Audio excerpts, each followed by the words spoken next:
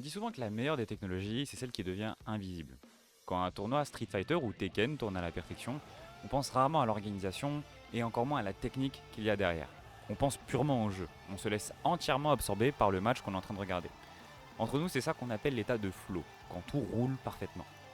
Mais pour que cette magie opère, pour que la technique puisse s'effacer, il faut une infrastructure derrière qui soit en béton armé.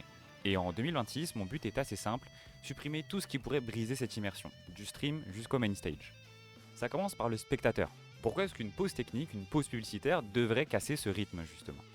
Avec No Breaks Allowed, on transforme le temps mort en temps de jeu. Le stream devient une manette et le chat joue avec la marque. On garde la hype là où en temps normal elle avait tendance à chuter. Et pour que l'information soit toujours visible, elle doit être là, sous vos yeux. C'est le rôle de Bracket Flow. L'arbre de tournoi n'est plus caché sur un site externe, au contraire il est intégré directement dans le flux vidéo. L'histoire s'écrit en temps réel. Mais avant la scène, il y a l'online. Et on connaît tous l'enfer de c'est toi qui lag. Non, c'est toi qui lag. Le problème, c'est qu'un speed test, lui, il prouve rien en tant que tel. Il montre une mesure de vitesse, pas une mesure de stabilité. C'est là qu'intervient ping.bracketflow. C'est un arbitre impartial. L'organisateur envoie un lien unique au joueur A, un lien unique au joueur B, et notre serveur ping les deux en même temps, à la même cadence que le jeu.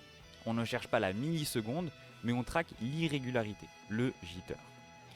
Alors évidemment, si ça lag, on sait instantanément qui est le coupable. On identifie la source du rollback, finit les débats interminables, on disqualifie le problème technique, pas le joueur au pif. Et quand les qualifiés arrivent enfin en offline, là l'ennemi change. C'est le chaos logistique.